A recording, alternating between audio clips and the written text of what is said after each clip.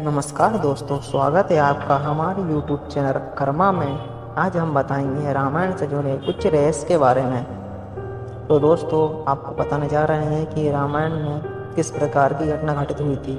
रामायण का हिंदू धर्म में ऐसा एक विशिष्ट स्थान है। मनुष्य जाति के जीवन और उनके कर्मों का विशेष प्रकार से रामायण में विवरण दिया गया है। इसमें भगवान राम और देवी सीता के जन्म एवं जीवन यात्रा का वर्णन है।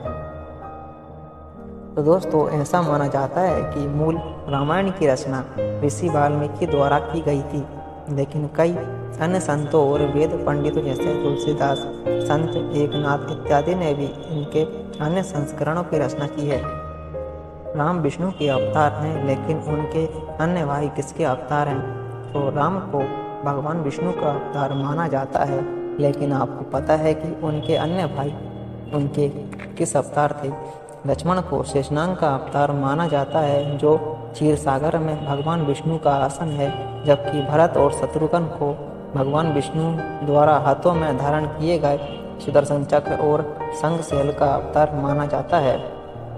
सीता स्वयंवर में शिव के धनुष का नाम हम में से अधिकांश लोगों को पता है कि राम का सीता से विवाह एक स्वयंवर के माध्यम से हुआ था। उस स्वयंवर के लिए भगवान शिव के धनुष का इस्तेमाल किया गया था, जिस पर सभी राजकुमारों को प्रत्यंचा चढ़ाना था। लेकिन बहुत कम लोगों को पता है कि भगवान शिव के उस धनुष का नाम पिनाक था। लक्ष्मण को बुधाकेश के नाम से भी जाना जाता है। ऐसा माना जाता है कि भगवान वनवास के 14 वर्षों के दौरान अपने भाई और भाभी की रक्षा करने के उद्देश्य से लक्ष्मण कभी सोते नहीं थे। इसके कारण उन्हें बुधाकोश के नाम से भी जाना जाता है। वनवास की पहली रात को जब राम और सीता सो रहे थे, तो निंद्रा देवी लक्ष्मण के सामने प्रकट हुई। उस समय लक्ष्मण ने निंद्रा देवी से अनुरोध किया कि उन्हें ऐसा वरदान दें कि वनवास के 14 वर्षों के दौरान उन्हें नींद न आए और वह अपने प्रिय भाई और भाभी की रक्षा कर सकें। निंद्रा देवी इस बात पर प्रसन्न होकर बोली कि अगर कोई तुम्हारे बदले 14 वर्षों तक सोए तो तुम्हें ये वरदान प्राप्त हो सकता है। इसके बाद लक्ष्मण की सलाह पर निंद्रा देवी लक्ष्मण की पत्नी और सीता की बहन उर्मिला के पास पहुंची। उर्मिला ने लक्ष्मण के बदले सोना स्वीकार कर लिया और पूरे 14 वर्षों तक सोती रही।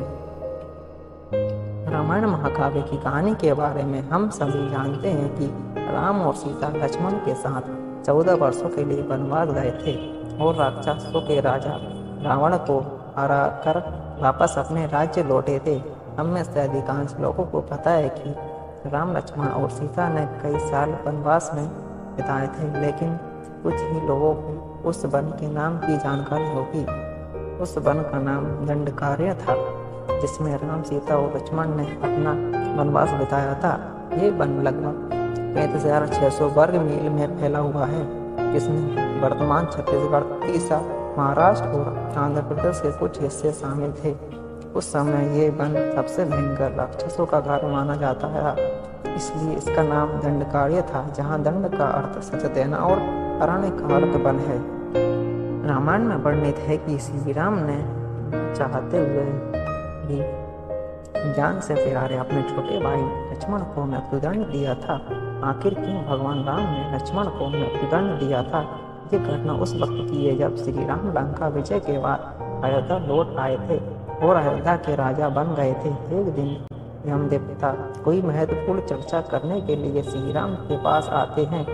चर्चा प्रारंभ करने से पूर्व उन्होंने भगवान राम से कहा कि आप मुझे वचन दें कि जब तक मेरे और आपके बीच वार्तालाप होगी, हमारे बीच कोई नहीं आएगा, और जो आएगा उसे आप मृत्युदंड देंगे। इसके बाद राम लक्ष्मण को ये कहते हुए द्वारपाल नियुक्त कर देते हैं कि जब तक उनकी ओर यम की बात हो रही है, वो किसी को भी अंदर न आने दें, अन्यथा वह उसे मृत्युदंड दे देंगे। लक्ष्मण भाई की आज्ञा मानकर द्वारपाल बनकर खड़े हो जाते हैं। लक्ष्मण को द्वारपाल बने कुछ ही समय बीतने के बाद वहाँ पर ऋषि दुर्वासा का आगमन होता है। जब दुर्वासा ने लक्ष्मण से अपने आगमन के बारे में राम को जानकारी देने के लिए कहा, तो लक्ष्मण ने विनम्रता के साथ मना कर दिया। इस पर दुर्वासा क्रोधित हो गए थे तथा उन्होंने संपूर्ण अयोध्या को श्राप देने की बात कही। लक्ष्मण ने शीघ्र ये निश्चित कर लिया कि उनको स्वयं का बलिदान देना होगा ताकि वो नगरवासियों को ऋषि से श्राप से बचा सके, और उन्होंने भीतर जाकर ऋषि दुर्वासा के आगमन की सूचना दी। अब श्री राम दुविधा में पड़ गए, क्योंकि उन्हें अपने वचन के अनुसार लक्ष्मण को मृत्युदंड देना था। इस दुविधा की स्थिति में श्री राम ने अपने गुरु वशिष्ठ का स्मरण किया और कोई रास्ता दिखाने को कहा। गुरुदेव ने कहा कि अपने किसी प्रिय वस्तु का त्याग उसकी मृत्यु के समान ही है, अतः तुम अपने वचन का पालन करने के लिए लक्ष्मण का त्याग कर दो। लेकिन जैसे ही लक्ष्मण ने ये सुना तो उन्होंने राम से कहा कि आप भूलकर भी मेरा त्याग नहीं करना। आपसे दूर रहने से अच्छा है कि मैं अपने वचन का पालन करते हुए मृत्यु को गले लगा लूं। ऐसा कहकर लक्ष्मण ने जल समाप्ति ले ली। ऐसी ही रोचक वीडियो देखने के लिए हमारे चैनल को सब्सक्राइब करें, लाइक करें, साथ ही साथ बेल आइकन को भी प्रेस करें। धन्यवाद।